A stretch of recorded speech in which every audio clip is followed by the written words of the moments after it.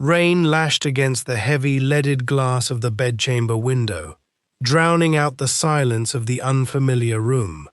Lady Eleanor Vale stood alone near the dying hearth. Her wedding gown was already unlaced, but it still hung heavy and suffocating against her skin. The metallic, echoing scrape of a lock, turning, bled through the thick oak door, connecting her room to her new husband's. Adrian Blackwood, the Duke of Ravensmere, stepped across the threshold, but he did not approach her. He stopped, letting the scent of melting beeswax fill the quiet space between them. Slowly, he reached out. He placed a heavy, intricate silver key onto the polished wooden table. "This opens the room where my first wife died," he said, his voice a low, steady rumble in the cold air. "Before you decide whether to fear me, you deserve to see what the world refused to see." 10 days earlier, the air in her father's London study had felt far more suffocating. Lord Edmund Vale sat behind a desk piled high with gambling ledgers, entirely refusing to meet his daughter's eyes. He cleared his throat and informed Eleanor that a marriage agreement had been signed. She was to wed the Duke of Ravensmere to save their family from utter ruin. He tried to mask the transaction of selling his daughter behind the noble phrase of duty and salvation. Eleanor kept her posture rigid, her voice remarkably calm. "Did he kill his first wife?" she asked. Her father waved a dismissive, impatient hand. He stated that the truth of such morbid rumors did not matter, as long as the Duke settled his massive debts. In that cold, smoky study, Eleanor understood a devastating truth. She was not a beloved daughter to him. She was a final, tradable asset. Her worth was entirely measured by her ability to rescue a household that had never truly protected her. Society had already decided Adrian was a murderer. A few days before the wedding, Eleanor sat in an elegant parlor, listening to aristocratic women trade the grisly details over porcelain teacups. They claimed that the door to Lady Isabel's chamber had been bolted from the inside. Her body had been discovered on the stone terrace beneath the West Tower balcony. Adrian had been found kneeling beside her, his bare hands covered in blood from lifting her broken body. No one could explain how another person might have entered or escaped from the locked room above. Adrian had offered the magistrates no public defense. To society, the impossible room, the blood on his hands, and his silence were proof enough. One older woman leaned in with a cruel, painted smile, advising Eleanor to avoid standing near any high windows in her new northern home. Eleanor did not weep. She did not lower her head or beg for their pity. She met the woman's mocking gaze and offered a sharp, exquisitely polite reply that instantly silenced the room. She demonstrated her dignity and her quiet, piercing intelligence. They craved a dramatic scandal, not the truth, and Eleanor absolutely refused to give them the satisfaction of her fear. She knew she could not refuse the marriage itself, but she would not walk to the altar as a helpless, tragic victim. Eleanor summoned the family lawyer to the drawing room and demanded a strict, unyielding contract. Every gambling debt formally disclosed by her father must be paid in full before the morning of the wedding. An independent living trust must also be established for her younger sister, protected by appointed trustees and placed entirely beyond Lord Vale's control. Eleanor added one further condition. No future debt incurred by her father could be attached to her marriage settlement, her sister's trust, or any property granted personally to either woman. Finally, if Eleanor died under unusual circumstances, none of her financial collateral would ever revert to Lord Vale. The lawyer stared at her in utter shock. Her father turned purple with rage, but Eleanor did not yield. She understood that a dishonest man could always create new debts. She was claiming every fragment of agency still available to her, in a world that treated women as property.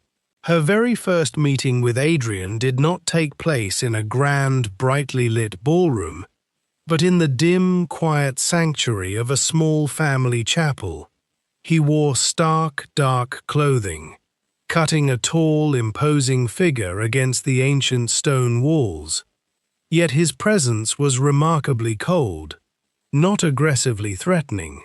He looked at her directly and stated plainly that she was still free to walk away, even though a publicly broken engagement would humiliate him deeply. Eleanor shook her head. She replied softly that her refusal would only mean her stepmother and sister would lose their home. Adrian did not offer hollow, poetic promises of sudden love. Instead, he made a single solemn vow. He would never touch her without her clear, spoken permission. It was the first stark contradiction to the violent, unstable monster society painted him to be. For a brief moment, her eyes caught a faint carving of a raven on a stone slab near the altar, an image quickly forgotten as the Duke bowed gracefully and departed.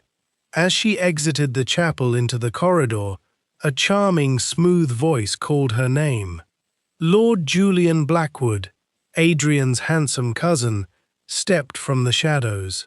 He offered a sympathetic, warm smile, oozing a polite comfort that contrasted sharply with the Duke's severe chill. Julian leaned close, his tone dripping with heavy pity. He warned her that Isabel, too, had firmly believed Adrian would never hurt her. The last Duchess trusted him most. On the exact night she died, Julian whispered, a chilling, phantom breeze seeming to follow his terrible words. Eleanor turned sharply and saw Adrian standing far down the shadowed corridor. He was wrapped in darkness, silently watching them. She could not tell how much he had heard, nor what dangerous thoughts rested behind his completely unreadable eyes. Standing in the present, looking down at the silver key on her wedding night, Eleanor felt the crushing weight of that uncertainty pressing against her chest. She stared at the cold metal resting on the table, viewing it as a potential invitation to step into an early grave. She did not know if the man leaving her room was a gentle protector offering her a genuine choice, or a patient predator waiting for her to walk blindly into a trap. He had promised never to touch her without permission. No one had promised he would let her live. The wedding was a quiet, suffocating affair. Eleanor spoke her sacred vows to a man she hardly knew, while her father smiled only at the legal documents that finally cleared his massive debts. She was a bride, thoroughly bought and paid for. As their heavy carriage carried them toward the grey, rain-swept moors of the north, Eleanor struggled to breathe. The tight, unforgiving laces of her gown pressed against her chest like an iron cage. Adrian did not reach out to touch her. He did not ask what was wrong or demand her cheerful attention. Instead, he simply leaned forward and ordered the driver to halt the carriage, giving her time to compose herself in the cool, damp moorland air. It was a small, observant kindness that completely caught her off guard.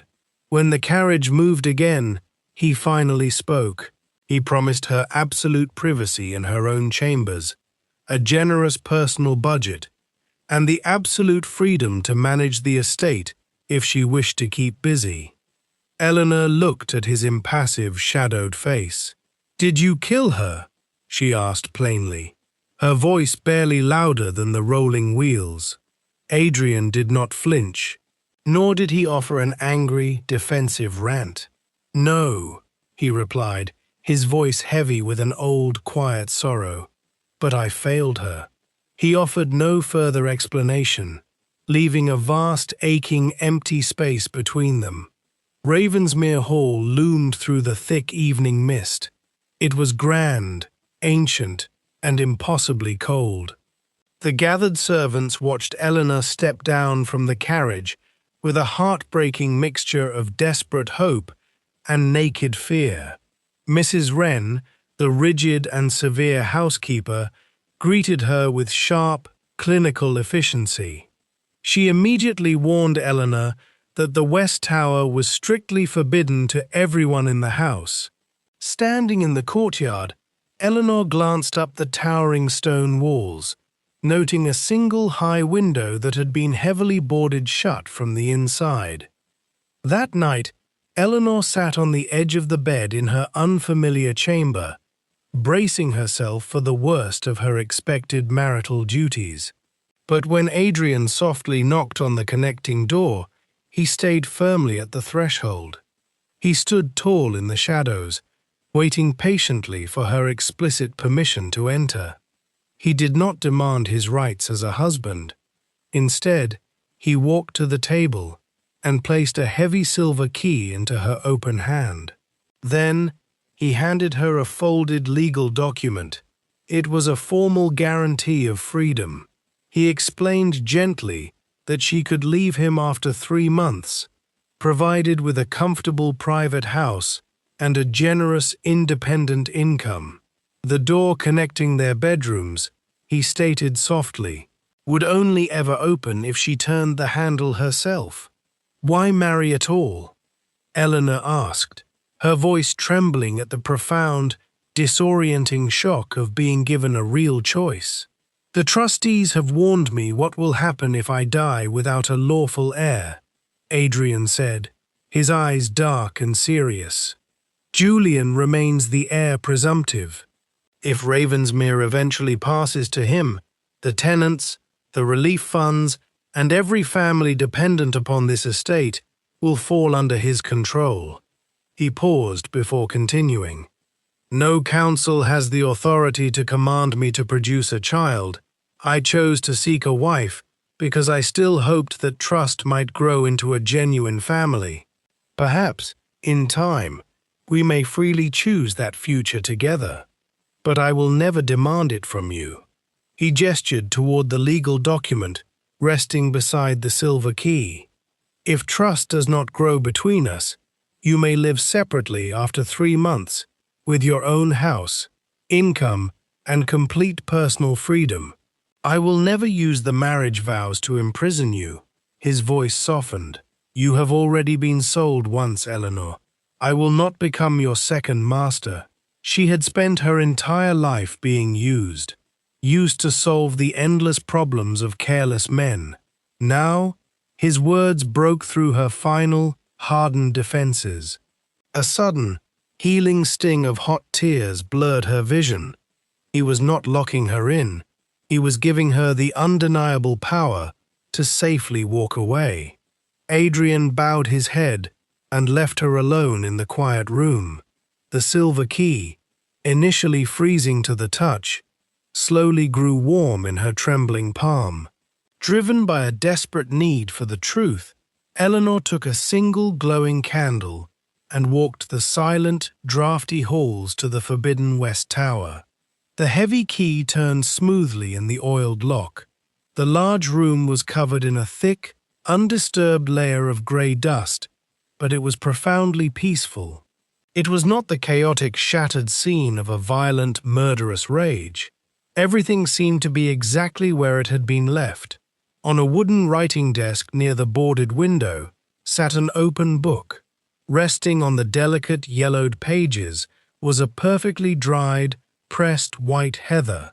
As Eleanor gently lifted the fragile flower, the candlelight revealed faint, faded ink, deliberately hidden in the margin of the page.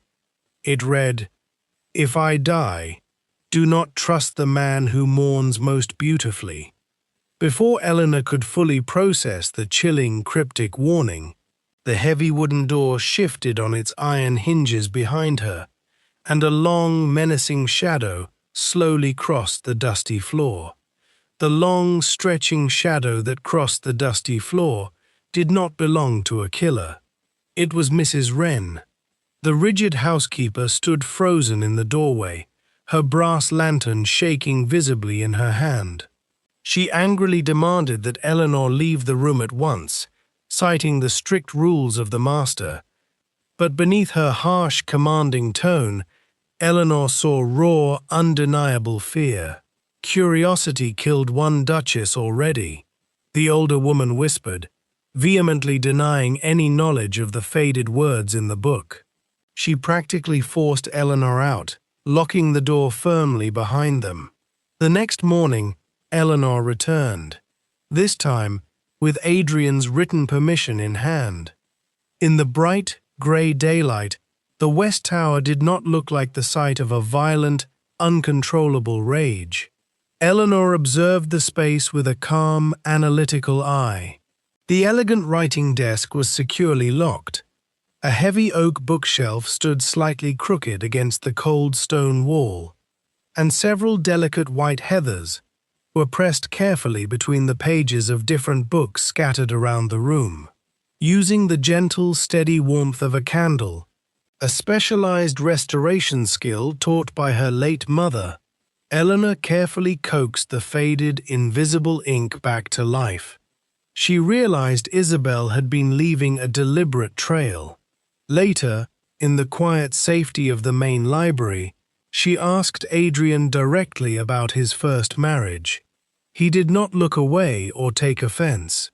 He told her that he and Isabel had been exceptionally good friends. She was a brilliant woman, and she possessed a deep, genuine desire to help the estate's poorest tenants. "We did not have a fiery, passionate romance," he admitted softly, staring into the hearth. "But we had deep respect. In the week before she died, Isabel had grown terribly anxious, constantly hiding a small ledger whenever he entered the room. Adrian confessed he thought she was simply unhappy in their marriage, yearning for a different life. So, he did not pry. That silence, that hesitation to intrude on her personal pain, that was exactly why he believed he had failed her. He thought he was protecting her privacy, but he had left her alone with a terrible burden. As Eleanor shifted through the heavy, old estate files to find what Isabel was looking for, the sharp edge of a stiff parchment sliced deep across her finger. She gasped softly at the sudden sting. Adrian immediately stepped closer, but he did not grab her hand. He stopped perfectly still. He looked down at her bleeding finger, and then up, meeting her eyes with absolute respect. "May I?" he asked quietly. Eleanor nodded, her breath catching in her throat. The massive hands that society claimed had brutally murdered a woman were incredibly, stunningly gentle. He took a clean linen cloth and bandaged her small wound with absolute care. His strong fingers trembled, just slightly, as they brushed against her skin. In that brief, profoundly tender moment, Eleanor felt an overwhelming sense of safety, a pure, unconditional safety she had never once known in her father's house. Returning her focus to the work, Eleanor carefully aligned the book pages marked by the pressed heathers. The first letter of each marked page formed a hidden, spelled-out message, North, Relief. She immediately found the Northern Winter Relief ledgers. Scanning the columns, she quickly discovered that the recorded funds were far higher than the supplies actually delivered to the freezing tenants.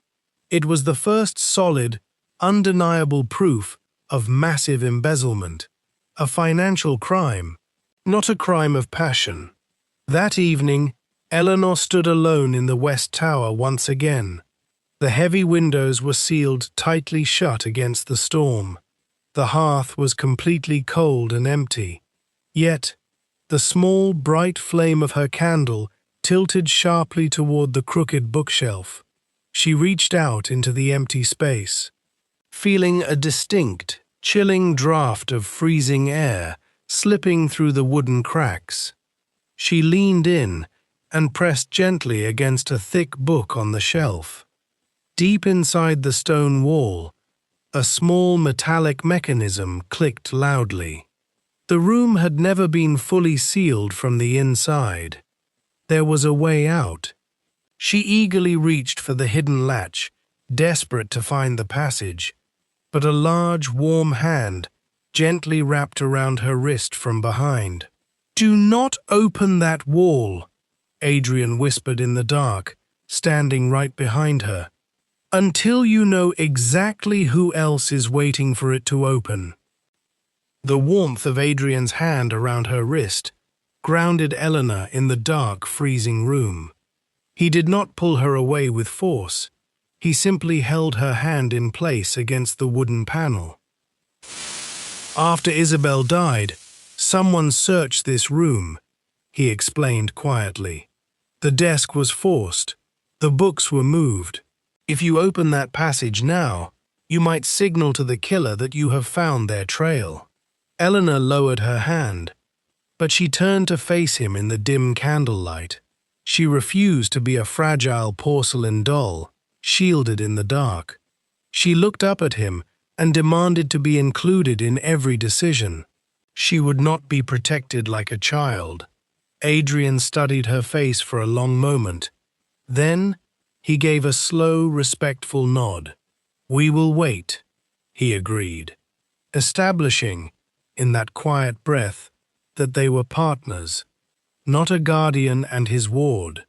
The next morning, the suffocating atmosphere of the manor gave way to the crisp, bracing air of the northern moors. Eleanor accompanied Adrian down to the village of Ravensmere. She expected the tenants to cower before the man society called a monster. Instead, they greeted him with quiet, unwavering trust. She watched as he inspected a leaking roof. She saw him kneel in the mud to speak to a village child. Later, an elderly widow approached them, her hands trembling in the cold. She softly mentioned that the Winter Relief Fund, the very year Isabel died, had been terribly short of coal and grain. Adrian's face tightened. He had always believed the shortage was due to severe weather and impassable roads. Seeing the genuine, naked pain in his eyes, Eleanor realized he truly cared for these people. A man who felt such agony over a widow's shivering hands was not a man capable of throwing his wife from a tower. She found herself drawn to him, not because of his title or his wealth, but because of his quiet, protective heart. Returning to the manor's library, Eleanor dove back into the ledgers. She cross-referenced the Northern Relief accounts with the supplier invoices. It took hours, but the pattern finally emerged. 3 different supply companies had used the exact same quality of paper, and they shared the exact same peculiar spelling mistakes. She traced her finger down to the bottom of the pages.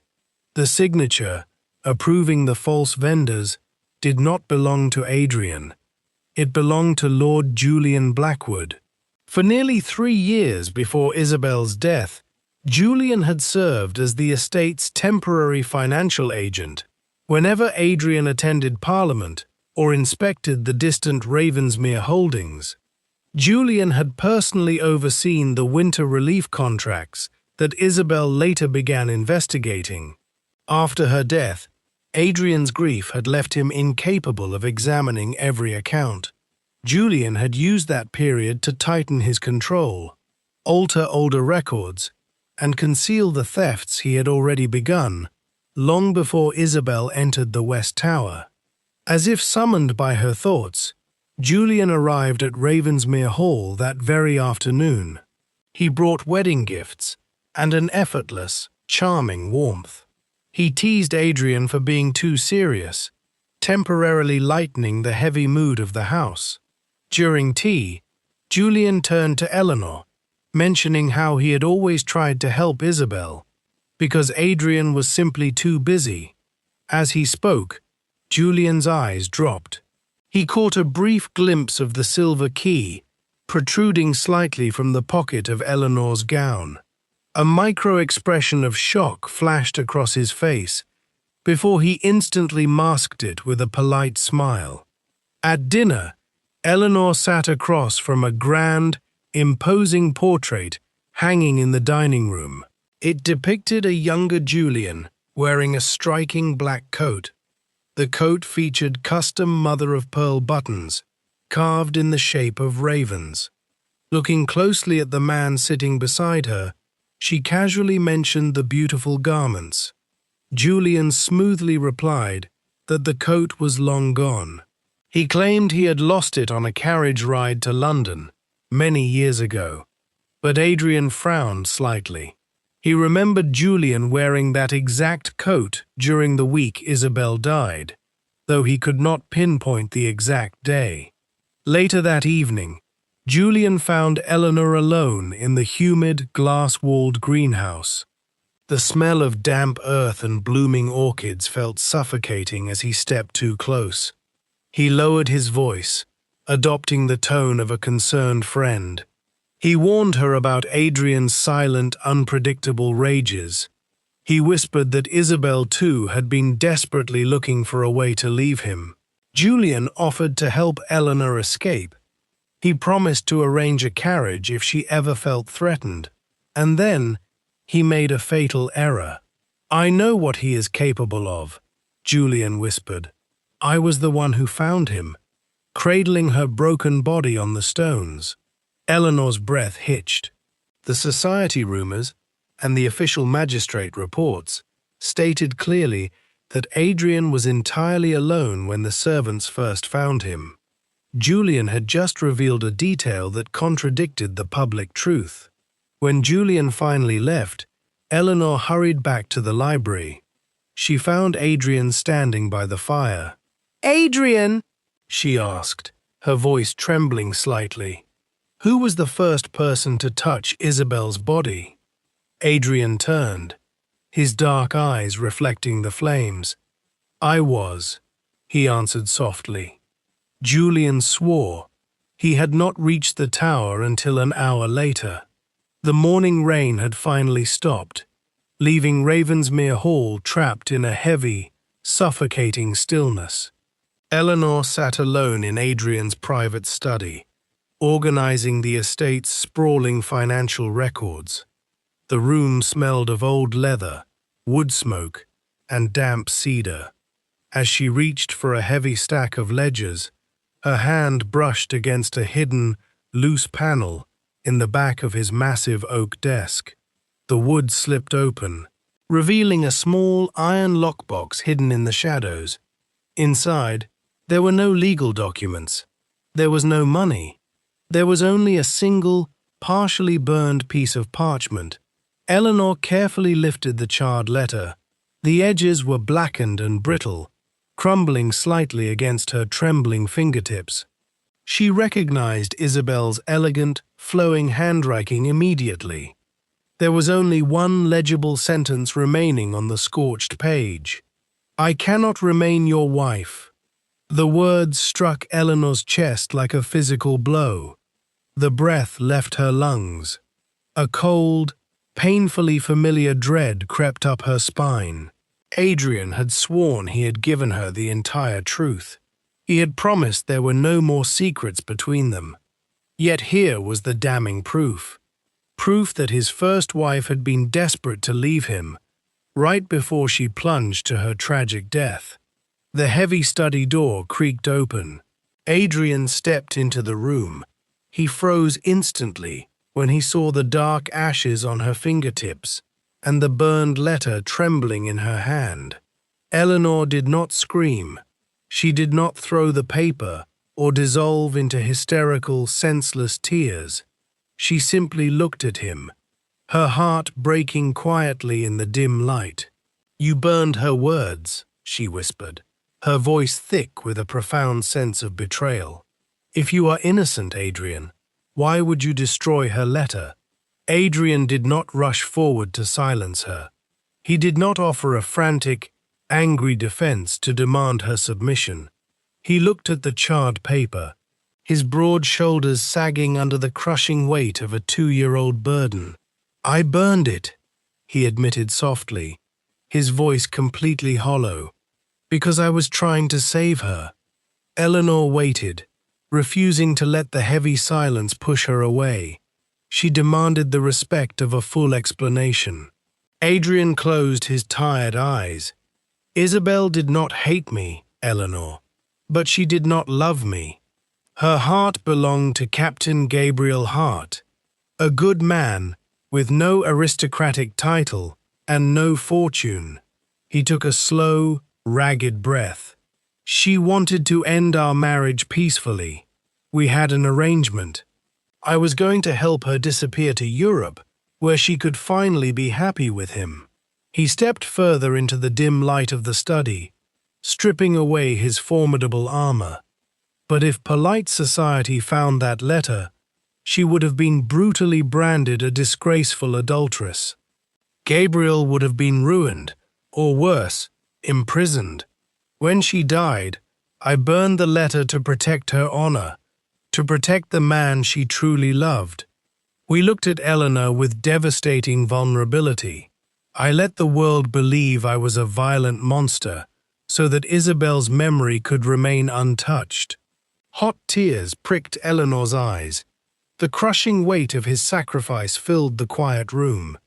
He had silently endured the whispers, the societal hatred, the absolute isolation, all to protect a woman who was already gone.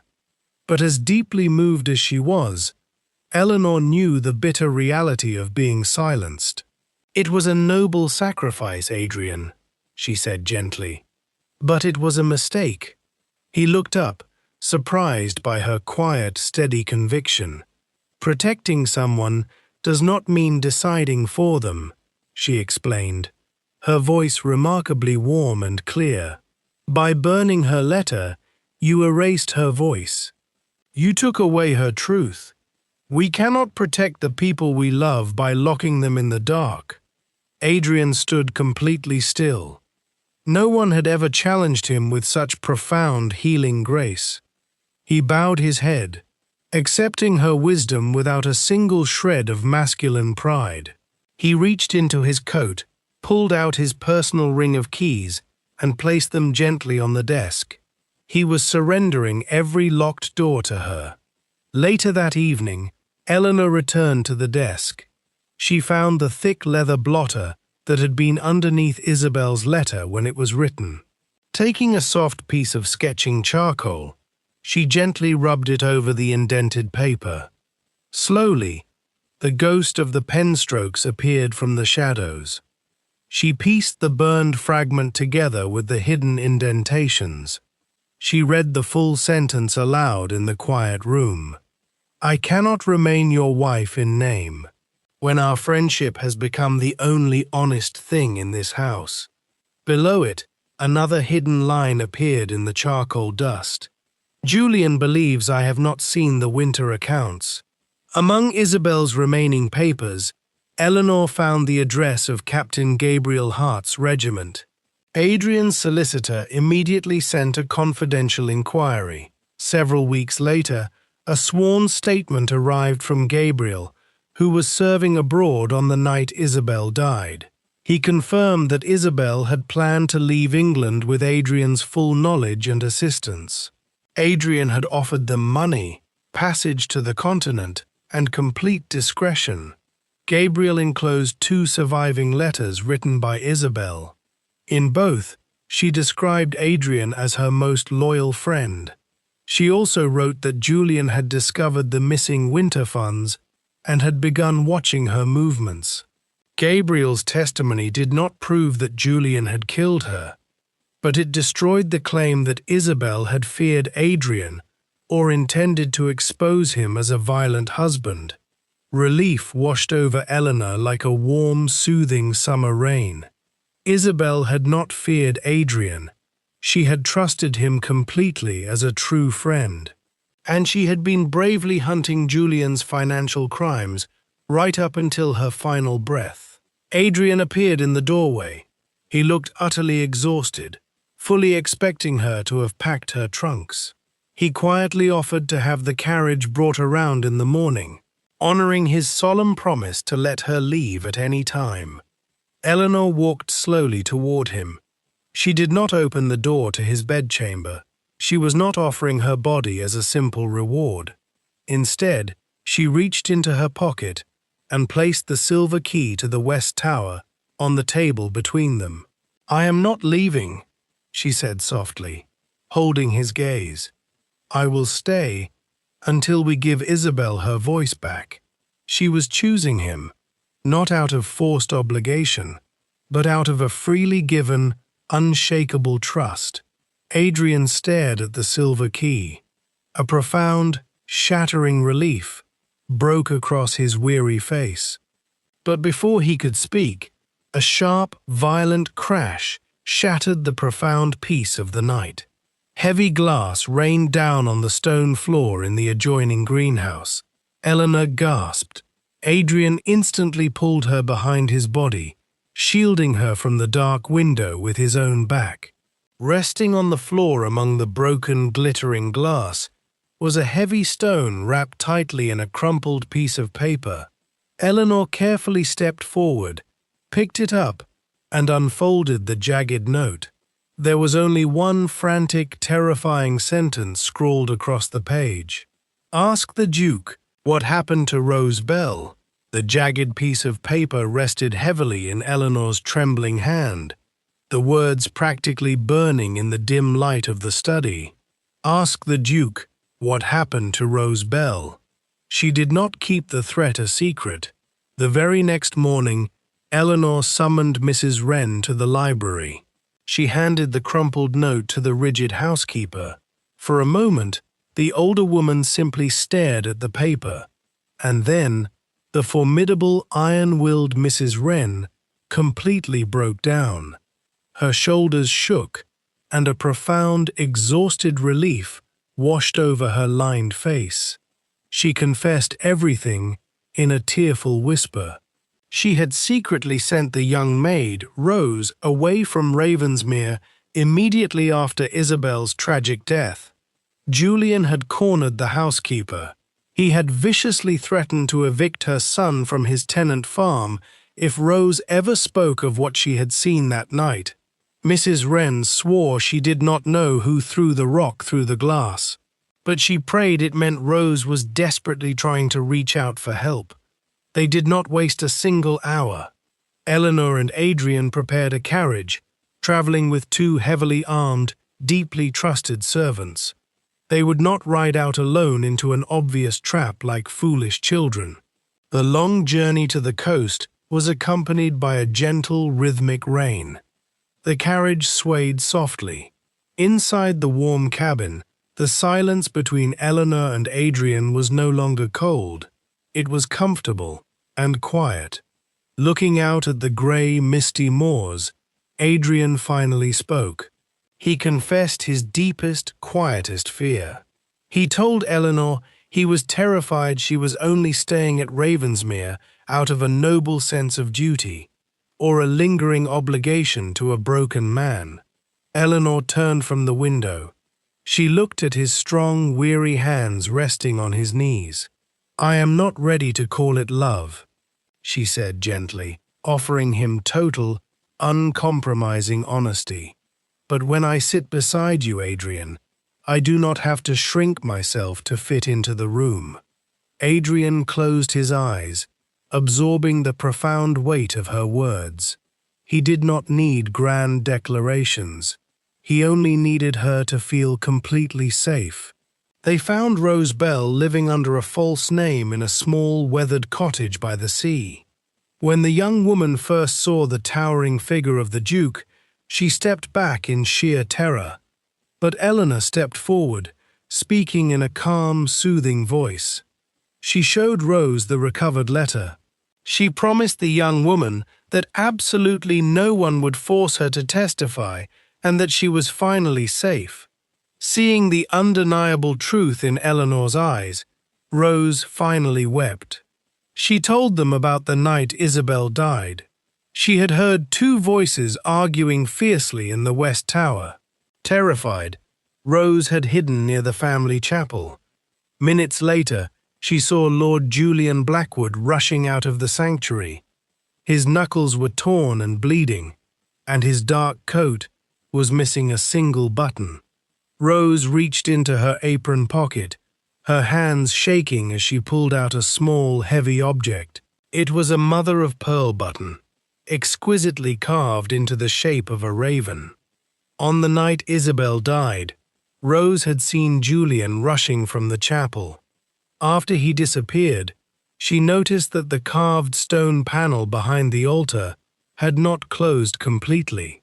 Terrified but curious, she pushed it open and climbed into the hidden passage. Near the 17th step, she found the button lying beside a faint smear of blood on the stone.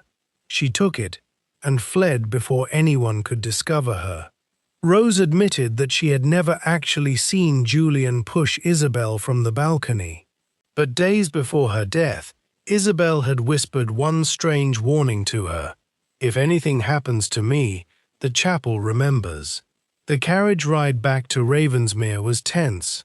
As they navigated a narrow forested road, the carriage suddenly lurched to a violent halt. A massive pine tree had been felled directly across the path, the wood bearing the fresh, jagged marks of a saw. It was an ambush, but there was no grand cinematic sword fight. A masked stranger leaped from the dark trees, lunging straight for the leather satchel holding the evidence. Adrian instantly threw himself over Eleanor, shielding her entirely with his body. A brief, chaotic struggle ensued before the trusted servants rushed forward, forcing the attacker to flee back into the woods. They were safe, but they knew the terrifying truth. Julian was watching them. Later that evening, they took shelter in a quiet, roadside inn to wait out the storm. The room was warm, lit by a crackling fire. Eleanor sat on the edge of the bed, gently cleaning a long, shallow scratch on Adrian's broad shoulder, an injury he had taken while protecting her in the carriage. He sat perfectly still, his breathing steady. As always, he asked permission before moving closer. Eleanor did not hesitate. She dropped the linen cloth. She reached up, framing his strong jaw with her soft hands, and she was the one who initiated the kiss. It was soft, unbelievably gentle, a quiet, healing exchange of breath and absolute trust. It was a kiss that asked for nothing in return, resolving the heavy tension of the day without demanding the rest of her body or her soul. When they finally pulled away, breathing softly into the quiet room, they turned to check the leather satchel. Eleanor opened the bag, and her heart sank. The mother-of-pearl button was gone, stolen in the scuffle, but as Eleanor traced her fingers along the inside of the bag, she felt thick, uneven stitching. Rose had hidden something inside the lining long before their journey began. Eleanor carefully opened the seam and removed a small, folded piece of parchment. Rose explained that Isabel had given it to her 3 days before her death. It was not a complete architectural blueprint, but a hand-traced copy Isabel had made from an old plan stored in the estate archive. Isabel had ordered Rose to hide it and never return it to Ravensmere unless someone trustworthy came searching for the truth. Rose had kept the parchment sewn inside the lining of her traveling satchel throughout her years in hiding. Eleanor unfolded the fragile sheet and spread it flat across the table. A faint dotted line showed a narrow passage connecting the carved raven behind the chapel altar to the stone wall behind the bookshelf in the west tower.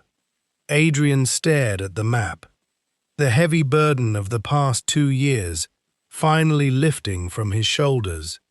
The chamber had been locked from the inside. Eleanor whispered into the warmth of the firelight. But that did not mean Isabel had been alone. She traced the hidden route on the blueprint. Isabel had bolted the main door herself, believing it would keep her safe while she examined the stolen accounts. Julian had entered from the chapel passage behind the bookshelf. During their struggle, Isabel had fled toward the balcony. Julian had seized the ledger. When she tried to recover it, he shoved her away. She struck the balcony rail, lost her balance, and fell onto the stone terrace below. Julian escaped through the same hidden passage and closed the panel behind him.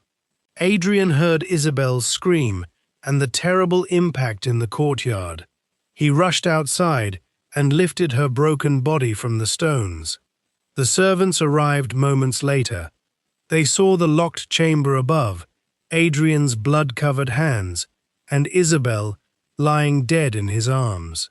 The locked door did not prove Adrian was the only person who could have been with her, Eleanor said. It proved the murderer knew another way out. They did not break down the wall in the dead of night like foolish, reckless children. To ensure the truth could never be questioned, Eleanor and Adrian brought witnesses. Early the next morning, Mrs. Wren and the trusted family lawyer stood with them in the dim, silent sanctuary of the chapel. Eleanor approached the stone wall behind the altar.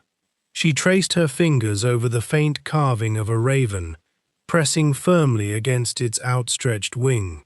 A deep, heavy grinding sound echoed through the holy space. A large stone panel slowly shifted outward, revealing a narrow, pitch-black staircase winding upward into the walls of the manor. The air that spilled out was freezing and stale. There were no ghosts down there. There were no supernatural forces, only the cold, tragic reality of a secret long kept. They ascended the narrow steps with lanterns raised, brushing past thick, undisturbed spiderwebs.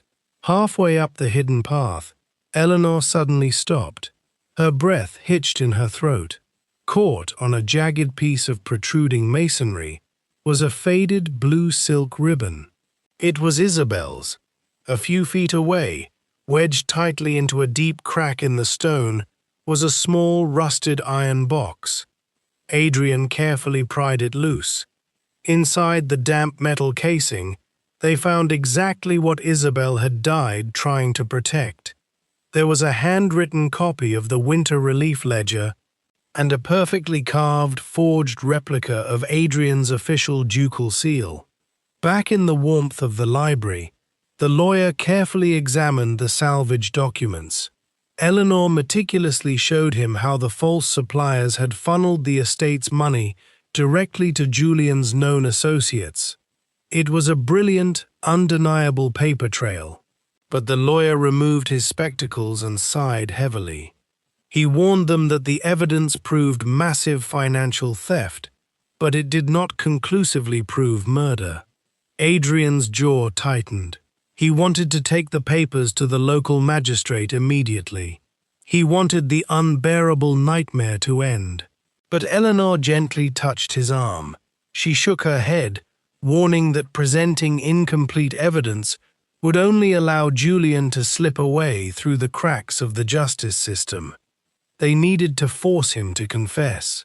That night, the bitter chill of the hidden passage lingered deep in Eleanor's bones. She sat in a velvet armchair before the bedroom hearth, trembling quietly from the suffocating weight of Isabel's final, terrifying moments. Adrian did not push her to speak. He did not demand her attention. He simply sat on the rug beside her chair, quietly feeding dry logs into the fire. The gentle crackle of the flames filled the long silence. Eleanor looked down at him. The protective walls she had built around her heart finally began to crumble. She spoke of her late mother. She spoke of the deeply ingrained, paralyzing fear of being treated as nothing but a commodity. "I have spent my whole life being traded," she whispered, the tears finally spilling over her lashes. "A piece of property, sold to save a father who never truly saw me." Adrian reached up. His massive, scarred hand was unbelievably gentle as he wiped a single tear from her cheek. He looked into her eyes with absolute, unwavering devotion. "You are not a debt to be paid, Eleanor," he said softly, his voice a low, steady anchor in the dark. "You owe me absolutely nothing. You do not owe me an heir. You do not owe me a kiss. You do not even owe me your vow to stay." For the first time in her entire life, a man was not demanding a transaction.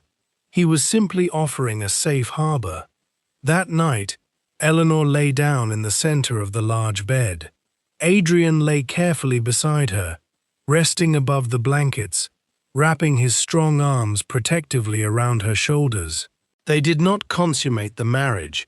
They simply held each other in the dark, finding profound, healing peace in the gentle, steady rhythm of breathing. But that fragile peace shattered the very next morning. A carriage arrived without warning. Lord Edmund Vale, Eleanor's father, stormed into the drawing room of Ravensmere Hall. He looked frantic, desperate, and utterly ruthless. The debts disclosed before Eleanor's marriage had indeed been paid. But within weeks of the wedding, Lord Vale had returned to the gaming tables and accumulated an entirely new fortune in losses. Worse still, he had secretly pledged the Vale family house as security. Eleanor's sister possessed a protected living trust that Julian could not touch, but she still lived beneath that roof. Julian had purchased the new debt and now controlled the mortgage. He could seize the house, dismiss the servants, and force the young woman to leave before suitable accommodation could be arranged. Her father pointed a trembling finger at Eleanor. If she did not stop her slanderous investigation, he warned, Julian would call in the debt immediately. Lord Vale demanded that she leave Adrian, surrender the silver key, and hand over the winter relief ledgers. Eleanor stood perfectly still. She looked at the man who had raised her. The heartbreak was quiet, but absolute. Her father had ignored every protection she had placed in the marriage contract. He had simply created a fresh disaster and expected his daughters to rescue him again. "You are not asking me to come home, father," she said softly. "You are delivering me to the highest bidder for a second time. I will protect my sister, but I will not save you from another debt you chose to create." Shortly after Lord Vale stormed out, a courier delivered a smooth, polite letter from Julian. He offered to release the mortgage on the Vale house and grant Eleanor's sister enough time to relocate safely. But only if Eleanor surrendered the ledger, the silver key, and every copy of Isabel's evidence.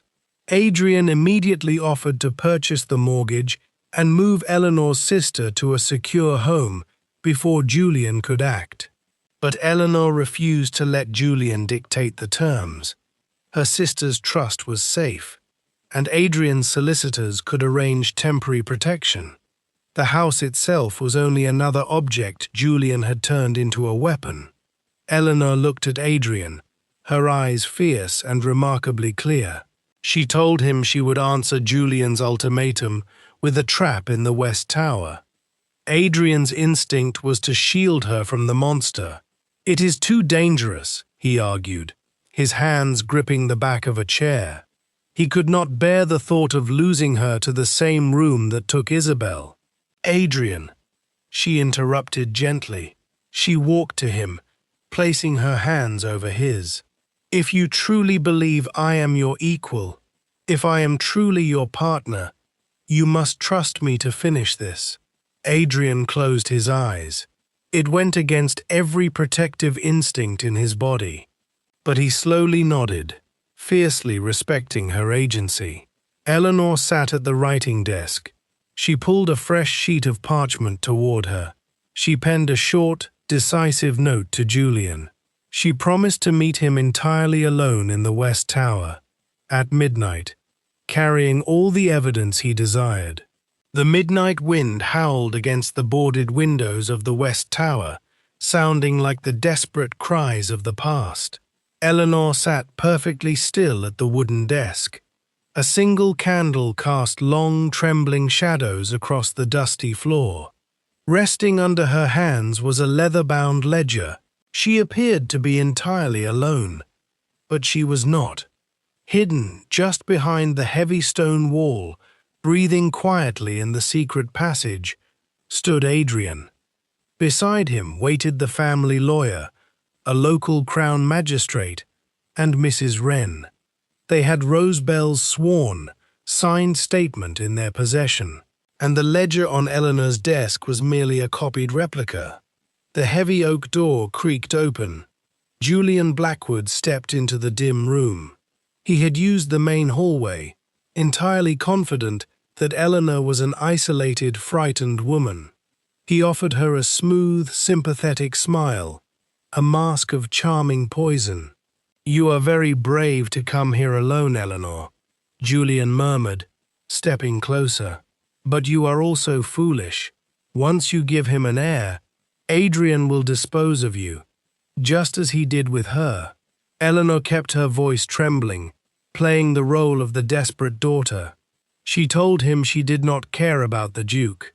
She claimed she only wanted to trade the evidence, to secure the signed documents that would save her sister from the debts Julian had purchased. Julian chuckled softly, a cold, arrogant sound. He proudly confirmed that he now owned her family's financial ruin, and he would gladly forgive the debt in exchange for the ledger. "I know what you did," Eleanor said, her voice dropping the facade of fear. She looked him dead in the eye. "I know about the false winter suppliers. I know about the forged ducal seal. I know about the secret passage. And I know that Rosebell saw you running from the chapel." Julian's smile faltered, but his arrogance remained. He smoothly denied it all, claiming the terrified maid was simply lying. Eleanor stood up. She delivered the final, calculated strike. "She is not lying, Julian," Eleanor said clearly, making sure her voice carried to the stone wall. "We have Rosebell's sworn statement. We have the forged seal recovered from the passage. We have payment records connecting every false supplier to your associates. The craftsman who carved the replica seal has identified you as the man who commissioned it.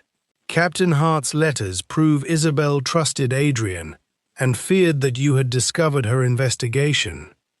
Julian's expression tightened, but he forced a contemptuous smile. "You still cannot place me inside that tower," he said. Eleanor lifted the carved raven button. Rose found this beneath the chapel bell. Julian's ego overpowered his caution. "That is impossible," he snapped. "I lost it near the 17th step inside the passage." A dead, suffocating silence filled the room. Julian froze. He had revealed a location that had never appeared in Rose's public statement or any document shown to him. The stone mechanism clicked behind the bookshelf. The magistrate, the family lawyer, Mrs. Wren, and Adrian stepped out of the passage. Julian backed away, attempting to recover. "You have proved only that I used the tunnel," he said desperately. "Isabel summoned me there. She threatened to destroy me with the ledger." The magistrate spoke from the shadows. "And what happened when she refused to surrender it?" Julian's face twisted with years of resentment. "She attacked me. She tried to reach the balcony doors. I only pushed her away." His breath stopped as he heard his own words. Eleanor remained perfectly still. "No one told you she was pushed near the balcony," she said. Julian looked toward the hidden passage, the forged seal, the sworn witnesses, and the magistrate who had heard every word. His polished mask finally collapsed. "I only wanted the ledger," he whispered. "Adrian had the title, the estate, and everything that should have been mine. Isabel was going to take the rest from me. He lunged toward the desk, desperate to grab the silver key and flee into the passage. But the stone wall swung open. Adrian stepped out of the shadows. He did not draw a weapon. He did not throw a violent, murderous punch. He simply stood like an immovable mountain between Eleanor and the man who had destroyed his life. The magistrate and 2 armed guards quickly rushed into the room, blocking the only exit. Julian was restrained after a brief, frantic struggle. As they dragged him toward the door, Mrs. Wren stepped forward. She looked her former tormentor directly in the eyes. "I have stayed silent for far too long, my lord," the older woman said firmly, her voice shaking with newfound courage.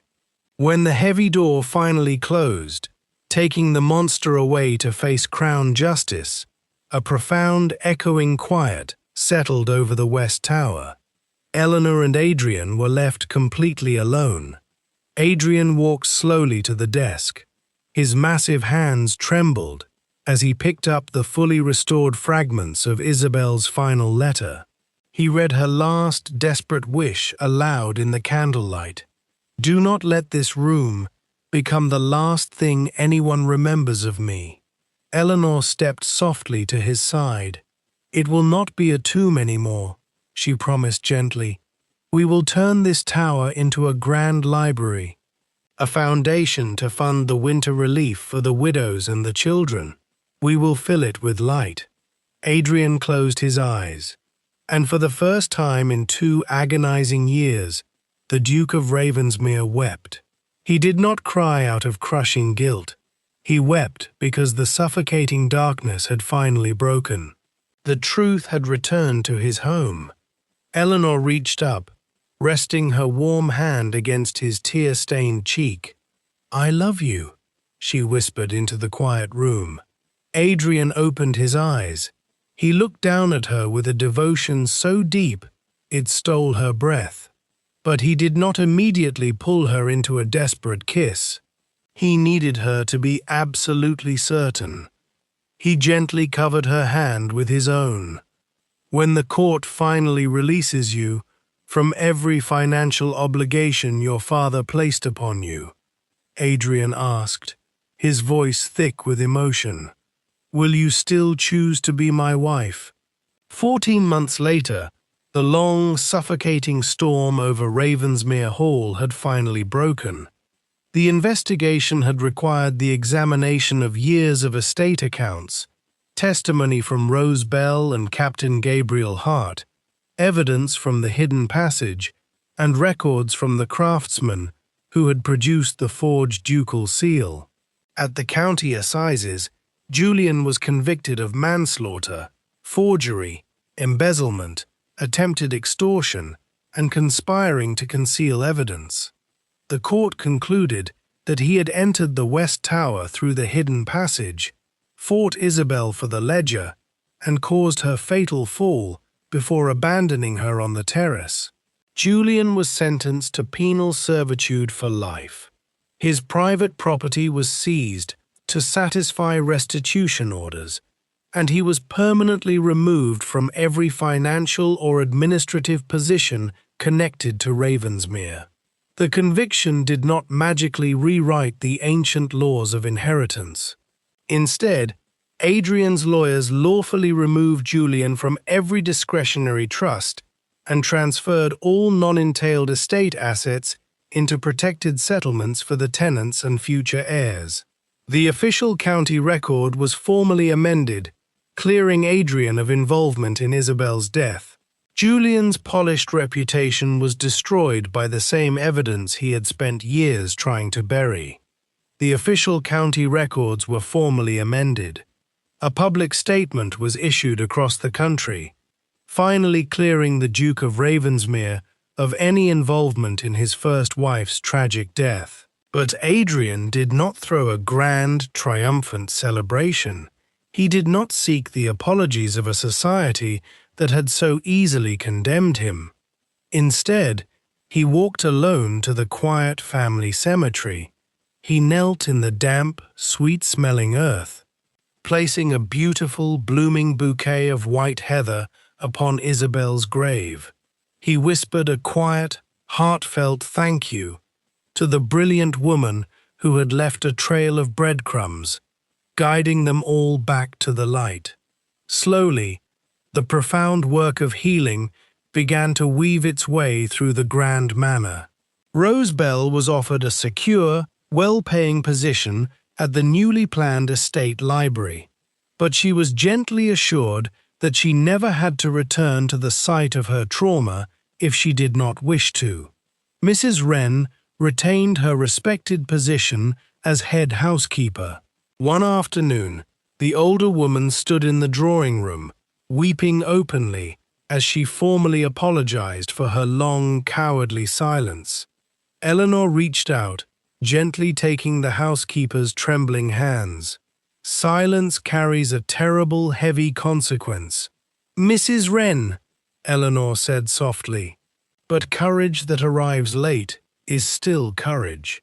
They did not pretend the pain was instantly erased, but they finally began the slow, honest work of moving forward. The ultimate test of Eleanor's newfound peace arrived a week later. Lord Edmund Vale returned to Ravensmere. He barged into the elegant parlour, loudly and shamelessly demanding more money, now that Julian no longer held the family's gambling debts. Eleanor did not shrink back. She did not lower her eyes to the selfish man who had so easily sold her to a rumoured monster. She calmly handed him a legal, notarized copy of their original agreement. Every single financial obligation had been fulfilled. She informed him that she had established a private, heavily guarded trust for her younger sister, completely out of his destructive reach. Lord Vale sneered. He called her an ungrateful daughter, demanding she fulfill her eternal duty to her family. "My duty is finished, father," Eleanor said, her voice remarkably steady and clear. She did not speak with bitter venom. She spoke with absolute, unbreakable boundaries. True love does not mean blindly funding your destruction. I am no longer your property, and I am no longer your savior. She watched him leave the estate, permanently severing the toxic, draining ties of her past. That evening, Adrian asked her to meet him in his private study. When she arrived, he was standing by the large windows, bathed in the soft, golden light of the setting sun. He turned and handed her a thick leather folder. Eleanor opened it. Inside were official deeds to a beautiful private estate in London, and legal documents granting her complete financial independence. Adrian looked at her, his dark eyes filled with an agonizing, beautiful vulnerability. "Our marriage was built on extortion and pressure," he said softly. "You stayed because we had a mystery to solve and a monster to catch, but I will not allow my love for you to become just another cage." He took a slow, unsteady breath, preparing his shattered heart for the ultimate loss. "I am releasing you from every vow, Eleanor.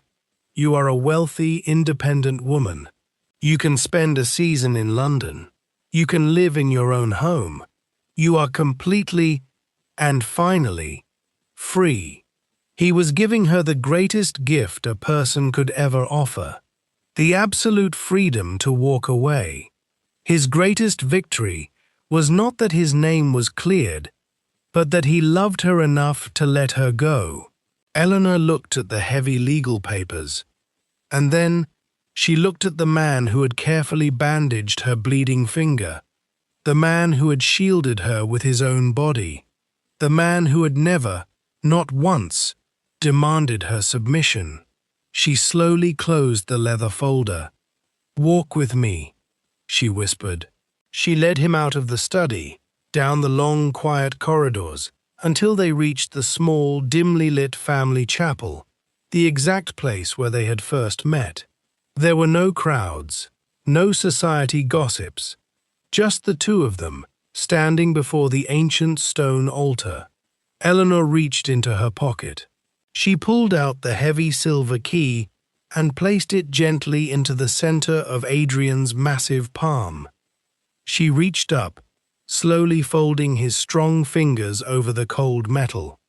"The first time I stood here, I married you because my father signed a paper," Eleanor said, her voice echoing softly in the holy space. Tears of profound, overwhelming joy welled in her eyes. "But tonight, I am choosing you." Adrian's breath caught in his throat. He looked at her as if she were the sun finally breaking through a lifetime of winter. "I am choosing this marriage," she vowed, her voice steady and fiercely warm. "By my own free will." He reached out, pulling her into a desperate, unbelievably tender embrace. They shared a kiss that was not born of fear, or duty, or gratitude. It was a profound promise between equals. Later that night, the heavy silence of Ravensmere Hall was broken by a soft, metallic click. Eleanor stood in her bedchamber. She reached out and firmly turned the handle of the connecting door. She pushed it wide open, revealing the warm candlelight of Adrian's room. The door between their rooms remained open, and for the first time, neither of them was afraid of what might cross the threshold. A full year had passed since the heavy, suffocating shadows were finally banished from the estate. Ravensmere Hall was completely transformed. The endless, drafty corridors that once echoed with terrified whispers were now bathed in warm, golden sunlight. Every week, the great oak doors of the manor were thrown wide open. Dozens of tenant children ran freely across the manicured lawns, their bright, innocent laughter chasing away the remaining ghosts of the past. The ominous wooden boards had been stripped entirely from the high windows of the West Tower. Hanging beside the heavy oak door was a small, beautifully polished brass plaque. It read simply, "The Isabel Reading Room." Eleanor had taken the massive sums of money recovered from Julian's embezzlement, and she had built an undeniable legacy. She established the White Heather Fund, providing free winter coal, secure housing, and proper education for every vulnerable family on the estate. The rigid, formidable Mrs. Wren had found her own path to redemption. The older woman now proudly managed the estate's new shelter, a safe haven for women who desperately needed a place to hide. And just that morning, Eleanor had received a letter from the coast. Rose Bell wrote that she had found a kind husband and a peaceful life by the sea. She wrote that, for the very first time, she no longer trembled when she heard the ringing of a chapel bell. But healing was not a magical spell. It was a slow, deliberate choice they made every single day. There were still nights when Adrian woke with a sudden, violent gasp, his chest heaving, his dark eyes wide and terrified as the brutal memories of the past tried to drag him back into the dark. Eleanor did not try to cure him with a single dramatic speech. She did not demand that he simply forget his pain. Instead, she would just reach out in the quiet dark. She would rest her warm hand gently against his racing heart. "I am here," she would whisper, her voice a steady, unbreakable anchor. "The morning will come, Adrian. You are safe." One evening, as the rain softly tapped against the bedroom window, Adrian held her close against his chest. He confessed that, for his entire life, he had locked his doors because he believed that everything he loved would eventually be violently taken from him. Eleanor rested her head beneath his chin, listening to the steady, reassuring rhythm of his heart. "A home is not safe because the doors are heavily locked, my love," she answered softly. "A home is safe because the people inside it refuse to use their love as a weapon." It was a profound, healing truth. They had built a sanctuary, not just of stone and wood, but of absolute, unconditional trust. A few weeks later, that trust blossomed into a quiet, breathtaking miracle. They were sitting together in the warmth of the sunlit greenhouse. Eleanor reached across the small iron table, taking Adrian's massive hand in hers. She gently guided his palm, pressing it softly against her lower stomach. Adrian froze. His breath completely left his lungs. He looked up at her, his dark eyes wide with a stunning, overwhelming mixture of sheer joy and a sudden, fierce terror. He was terrified of the dangers of childbirth, terrified of failing her.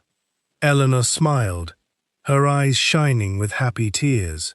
She leaned forward, brushing a lock of dark hair from his forehead. "You told me on our wedding night that I did not owe you an heir," she whispered tenderly. "This is not a duty, Adrian. This is simply my heart, overflowing into our home. Whether we had this child or not, I had already chosen you." He fell to his knees before her chair, burying his face gently into the folds of her gown. He held her with a devotion so deep, so absolute, it felt like a prayer. He cared only for her health, her comfort, and her boundless, freely given love. Later that afternoon, a young tenant girl wandered into the bustling library of the West Tower. She pointed a small, curious finger at the wall. "Why is there a silver key hanging on the wall, Your Grace?" the little girl asked. Eleanor knelt down to meet the child's eyes. She smiled softly. "It used to open a room full of very dark secrets," Eleanor explained gently. "But now, it hangs there to remind us that the truth should never, ever be locked away." Adrian stood a few feet away, watching his beautiful wife. He looked at the heavy silver key, gleaming softly in the afternoon light, and he finally realized the key no longer belonged to a tomb. It no longer belonged to death. That evening, a gentle, soothing rain fell across the northern moors. Eleanor and Adrian sat together on a plush velvet sofa in the West Tower. The room that had once held so much sorrow, now completely transformed into a warm, inviting library. The heavy oak door was propped wide open. The faint, distant sounds of the servants laughing and the manor settling down for the night slowly faded into a peaceful silence. Adrian looked toward the hallway. He turned back to his wife, the firelight dancing in his dark, peaceful eyes. "Do you want me to lock the door?" he asked softly. Eleanor smiled, resting her head comfortably against his broad, warm shoulder. "No," she answered. Adrian opened a leather-bound book of poetry, his deep, rumbling voice filling the quiet room as he read to her. On the desk nearby, a single bright candle burned perfectly straight. There was no longer a chilling draft from a hidden secret passage. The flame was steady, golden, and entirely at peace. They did not need to hide from the world anymore. They had built a beautiful, kind world of their own, right inside the very walls that had once tried to destroy them. The key still hung beside the open door, but no one in Ravensmere needed it anymore.